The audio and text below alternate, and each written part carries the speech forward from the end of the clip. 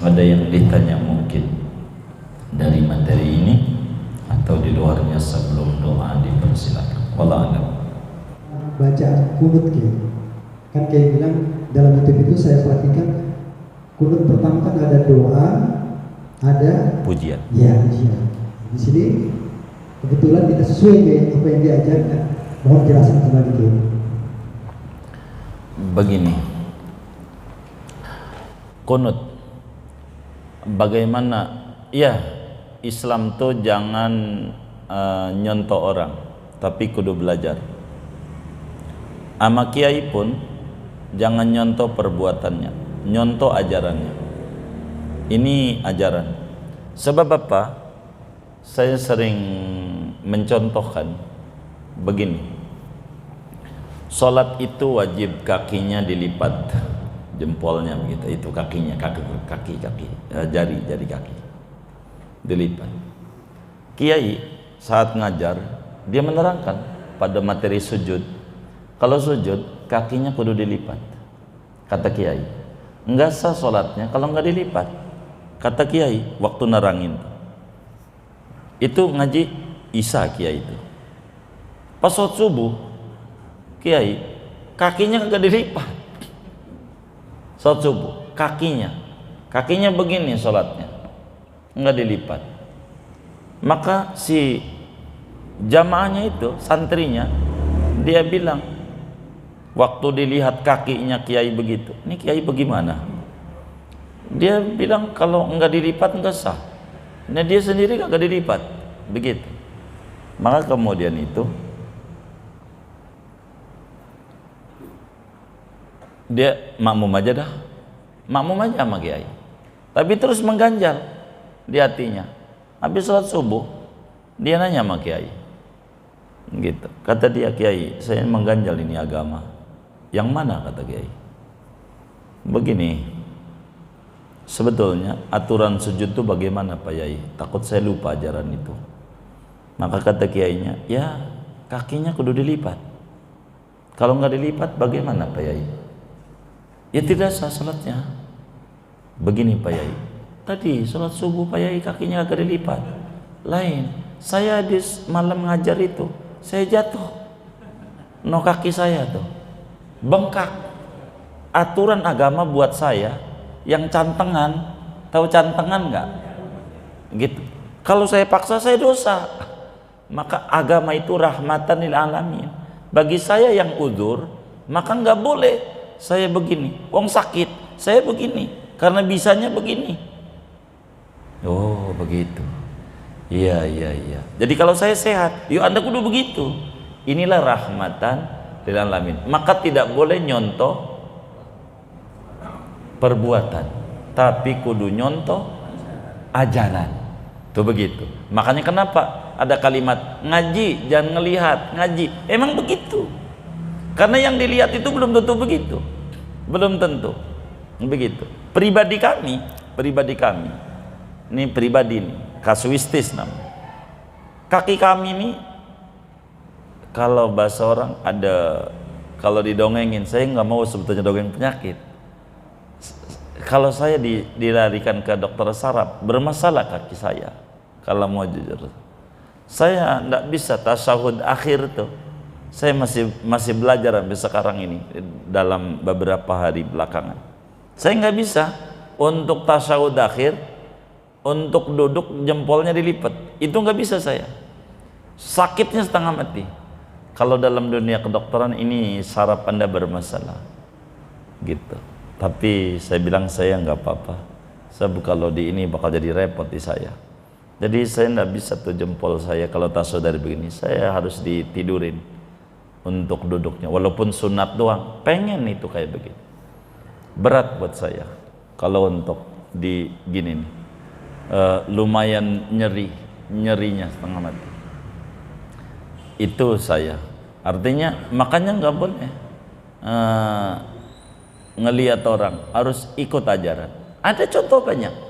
Contoh begini, ada kiai ngajar Fathul Qorib, udah ngaji, dia bilang wala tastaqbilil qiblata wala Jadi wala yastaqbilul qiblata wala yastadbiruha. Begitu bunyinya kitab Fathul Qorib. Orang yang buang hajat jangan ngadep kiblat.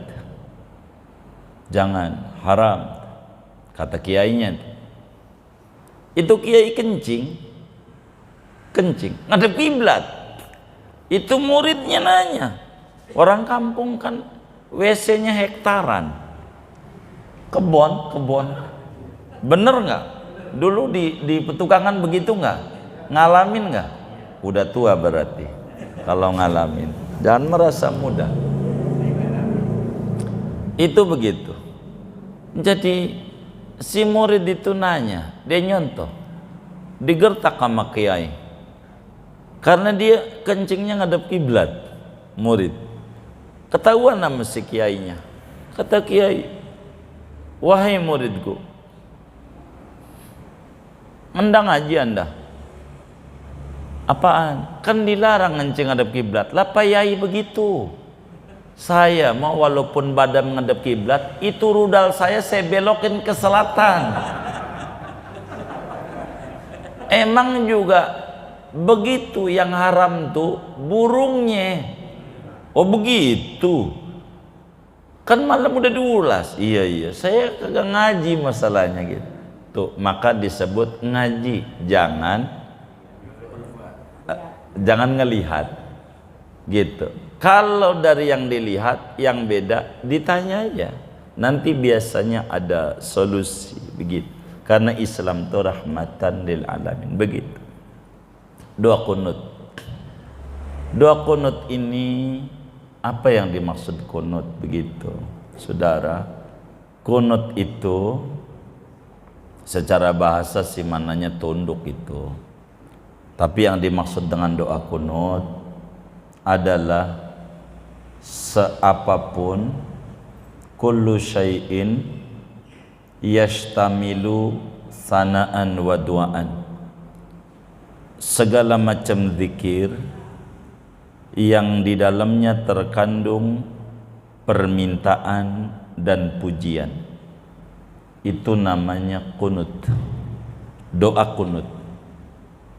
Begitu. Jadi sehingga doa kunut itu bacaannya agama ini nggak kaku, terserah. Yang penting garisnya ada doa, ada muji. Contoh kunut Nabi, Allahumma hdini fiman hadait. Ya Allah, beri saya hidayah bersamaan orang-orang yang kau berikan hidayah, para nabi, para ini, para wali, orang soleh. Wa afini fiman afait. Beri kami kesejahteraan seperti orang-orang yang kau berikan kesejahteraan. Wa tawallani fiman tawallait.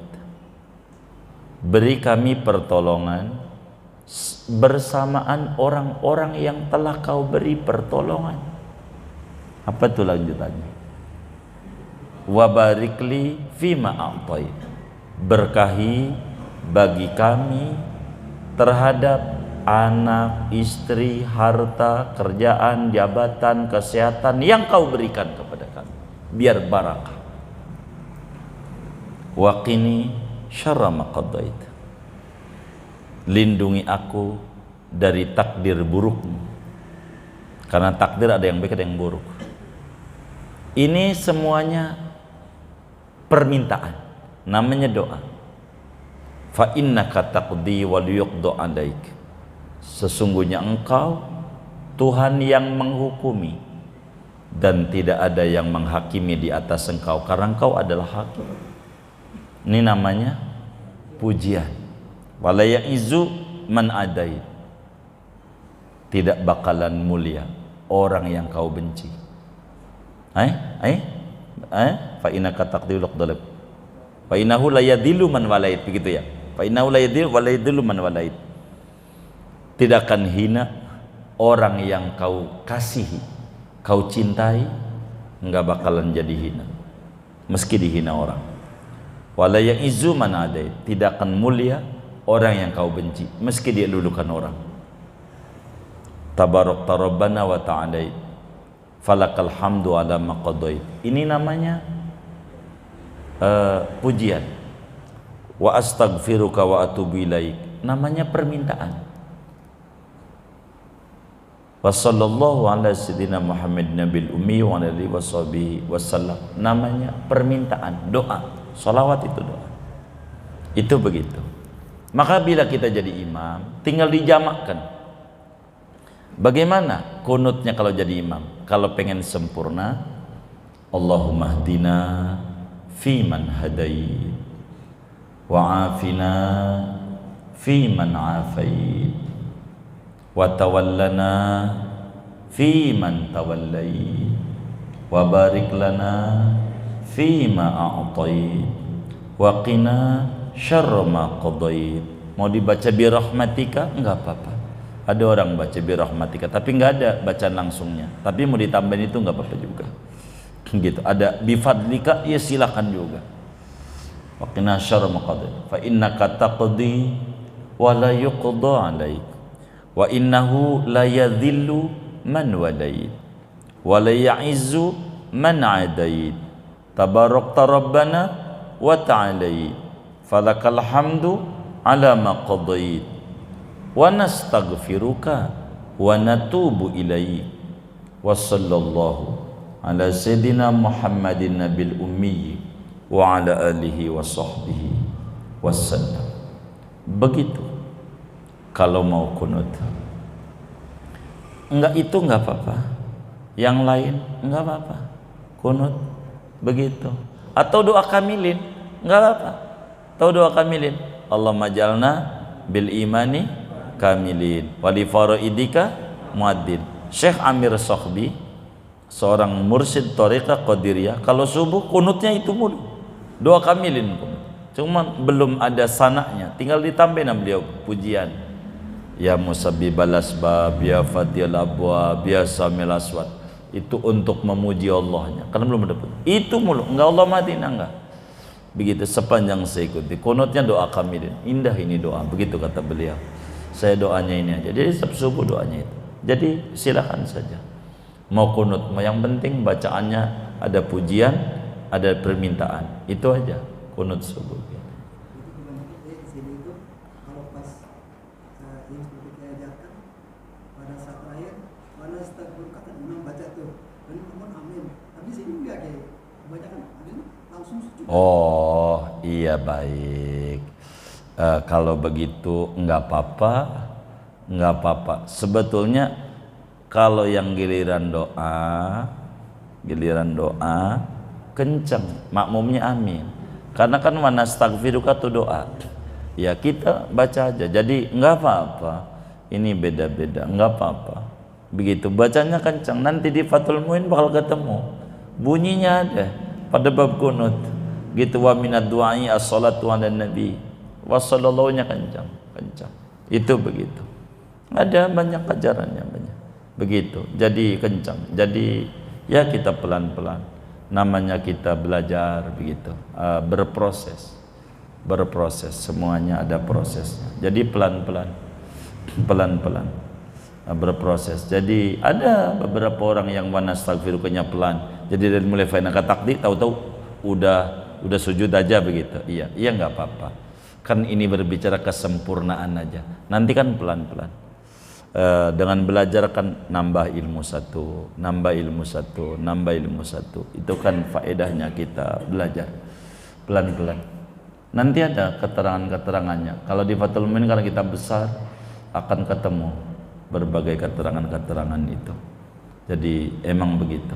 Tapi nggak apa-apa, boleh saja. Jadi kalau sampai imamnya pelan, tugas kita jadi makmum baca. Jangan nggak baca sampai kelar itu. Jangan juga wasallallahu nggak baca. Kalau imam kencang. Sebetulnya banyak ajarannya. Kalau mau jujur mah, itu dari mulai awal kunut nih ajarannya. Ini pernah dibedah waktu ngaji Kasyifatus Sajah. Dari awal tuh sampai akhir jadi imam tuh kencang semuanya. Fainaka taqdi kencang semuanya. Makmum cuman ikut. Kalau di kita ini pelan banyaknya. Fainaka taqdinya si imamnya juga. Jadi biar makmum baca. Ujungnya karena dia ngencang lagi enggak ini, akhirnya habis pelan sampai dia ruku dia pelan. Pelan-pelan lah itu Ustadzuna, nanti pelan. Insya Allah lah berproses segalanya. Emang rada repot berproses. Kita berproses dengan tujuan ngaji ini kita sempurnakan. Ngaji itu kalau masih pada fikih ibadah, tak ubahnya seperti check up kesehatan. Kalau ternyata setelah dicek kita jantungnya bermasalah, alhamdulillah. Kalau ternyata dicek jantungnya sehat, alhamdulillah. Kenapa harus alhamdulillah? Karena kalau sakit buru-buru diobati. Kalau sehat, alhamdulillah kita sehat. Ngaji begitu. Kalau kita ada yang kurang tepat, kita alhamdulillah. Kita buru sempurnakan pelan-pelan. Kalau kita udah rapi, alhamdulillah kita sudah mengikuti tuntunan. Jadi semuanya bagus. Kurang lebih demikian. Wallahu a'lam. Sudah ya. Kita baik. Oh, boleh. Assalamualaikum warahmatullahi wabarakatuh. Waalaikumsalam. Sekarang kan budaya era YouTuber gitu. Iya, baik. Bagaimana kalau seorang Pak Kiai ini memberikan ijazah melalui YouTube, apakah sah itu dari jamaah? Iya. Sebetulnya begini, bodrek aja ngasih ijazah tuh nggak langsung dari pabriknya, dari warung. Diminum sah juga. Bodrek begitu, dari warung aja jadi. Dari warung, enggak diijazahin sama dokter. Ijazah dokter itu resep tuh, namanya ijazah. Anda ini obatnya ini. Itu begitu. Jadi dari warung aja jadi, dari warung. Enggak mesti harus ke dokter-dokter. Beli bodrek aja di warung sakit kepala insyaallah lah. Begitu. Yang kayak begitu. Yang penting jangan sampai keliru memahaminya. Sebab ada orang keliru. Siang-siang itu jam 10 ada orang lagi puasa Senin minum bodrek. Loh, ente kagak puasa kan malam sahur. Gitu. Iya sahur. Kenapa minum? Ente kagak baca iklan. Itu boleh diminum kapan saja. Itulah hebatnya bodrek begitu. Dia kagak tahu, bukan begitu juga lagi puasa ya jangan. Dia bilang kapan saja itu dipakai begitu dia. Itu betul iklan, iya iklan. Itu begitu. Jadi intinya kalau mungkin abang kita dapetin dari aurat daripada YouTube itu silakan amalkan boleh. Enggak apa-apa. Emang tujuan kami begitu. Kami ini kenapa? Kalau ditanya kenapa? Bahkan kalau mungkin di majelis atau di grup-grup majelis, abang kita ini bakal banyak lagi dapat aurat-aurat. Itu begitu. Kenapa begitu?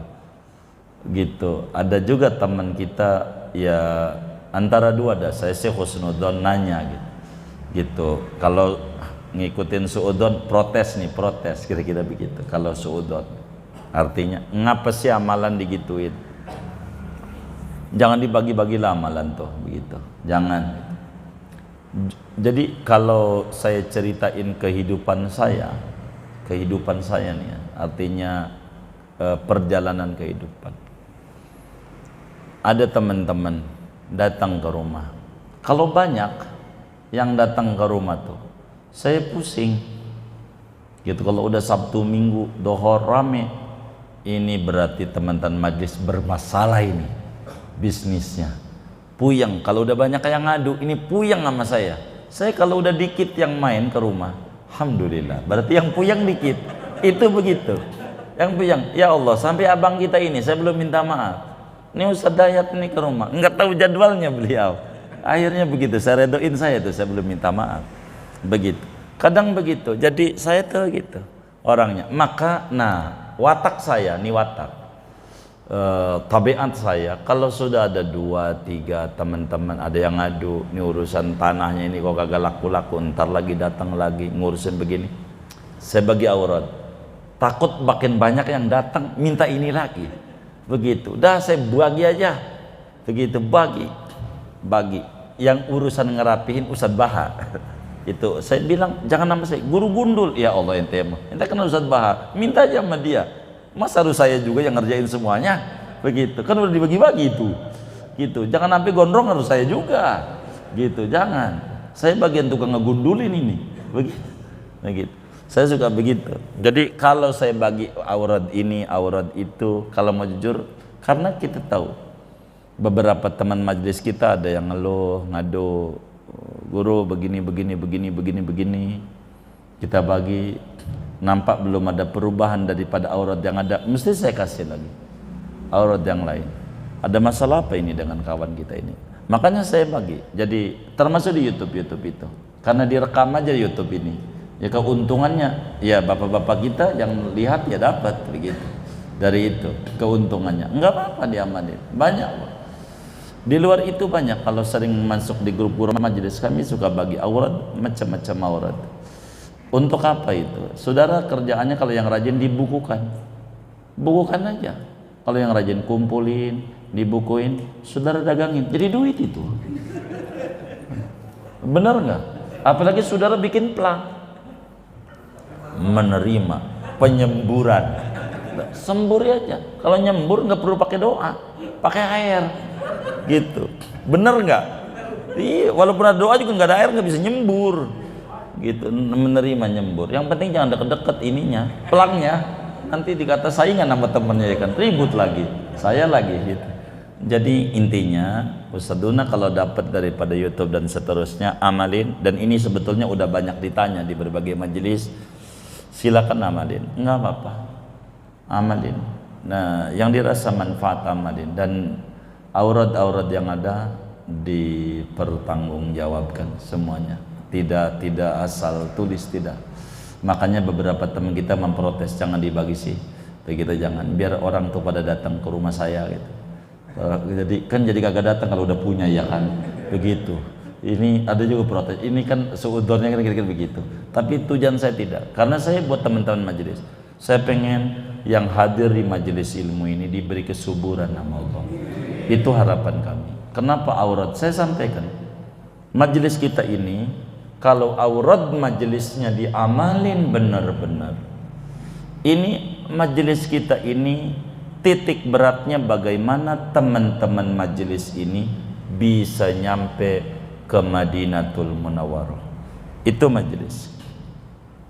Betapa di dalam Ratibul Haddad ada doa, Allahumma ballighna wa balligh ahlana wa auladana ila ziyarati baitillah wa ziyarati qabri Rasulillah bihaqi hadarati basibi. Ya Allah, dengan keagungan aurat Rasulullah Ratibul Haddad ini dan keagungan kemuliaan penyusunnya wali besar Imam Haddad, ya Allah, antarin saya, istri saya, sama anak-anak saya ke Baitullah dan ke Rasulullah.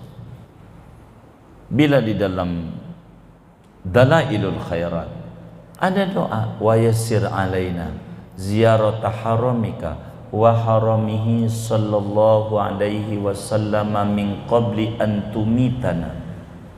Itu ada doa itu. Ya Allah, mudahin saya bisa berziarah ke tanah suci dan ke tanah suci Rasulmu Muhammad SAW sebelum saya meninggal dunia.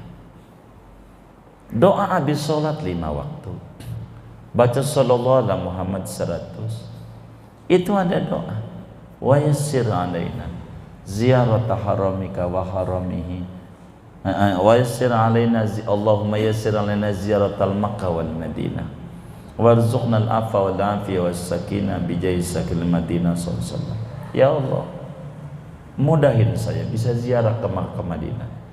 Cara kita minta kaya tuh sama Allah enggak bisa kita ke Makkah ke Madinah kalau enggak punya duit, enggak bisa.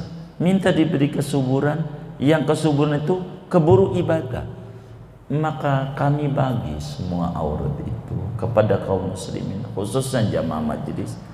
Saya pengen teman-teman majelis kita ini tidak wafat sebelum injak dia punya kaki di bumi yang di situ ada Rasulullah, bumi yang di situ ada Baitullah. Ini yang kita pengen. Maka kalau teman-teman majelis kita bermasalah, itu pasti kalau datang ke rumah yang kita akrab udah pasti yang kita colok hidungnya, ente ini ratib punya doang, kagak dibaca, pasti begitu.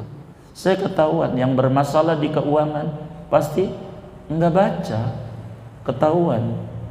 Di wiridan itu ketahuan, ratib aja ketahuan.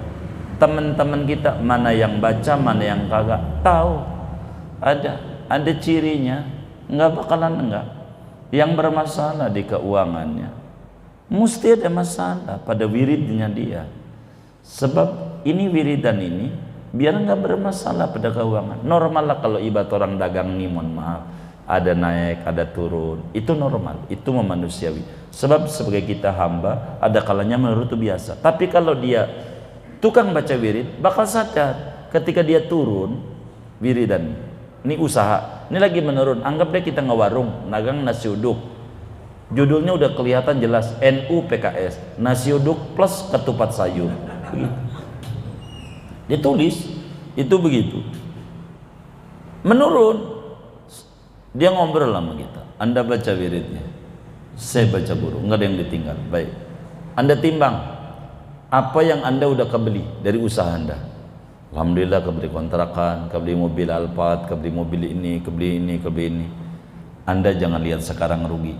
Itu biasa Allah nyubit kita, biar tambah kencang lagi. Anda bandingkan, Anda jual satu, bisa ketutup itu. Jual, bisa ketutup. Anda jangan bertahan dengan masalah. Tutup dulu, jangan takut. Itu pasti saya nasihatin kayak begitu. Begitu. Artinya nanti bakal ada perasaan di hati, minus biasa. Dalam dunia bisnis itu begitu. Nggak bisa. Orang Rasulullah aja kadang, ya mohon maaf nggak makan nih sekarang. Itu normal manusiawi gitu. Manusiawi. Tapi kalau kita baca benar-benar aurat itu dengan penuh kekhusyuan, bisa. Orang sebelum tidur saya suruh baca 21 kali, Ya Rauf, Ya Rahim. Sesudah Bismillah 21, mau tidur baca sholawat itu. Begitu. Ya Rauf, Ya Rahim. Salli ala Sayyidina Muhammad Ar-Raufir Rahim. Salatan analu biha ziyarata haramika wa harami habibika sallallahu alaihi wasallam. Wahai Tuhan yang maha berbelas kasih, yang maha penyayang,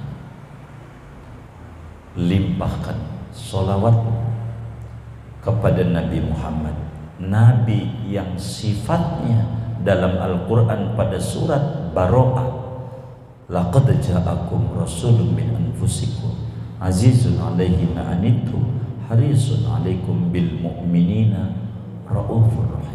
Nabi yang sangat berbelas kasih kepada umatnya dan sayang sama umatnya.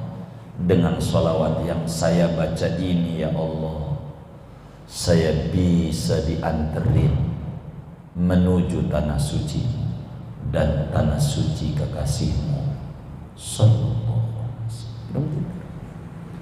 Saya bangga sebab tidak ada hidup yang paling nikmat kecuali dekat dengan Nabi Muhammad. Ini saya bagi aurat-aurat itu kepada teman-teman majelis. Untuk apa?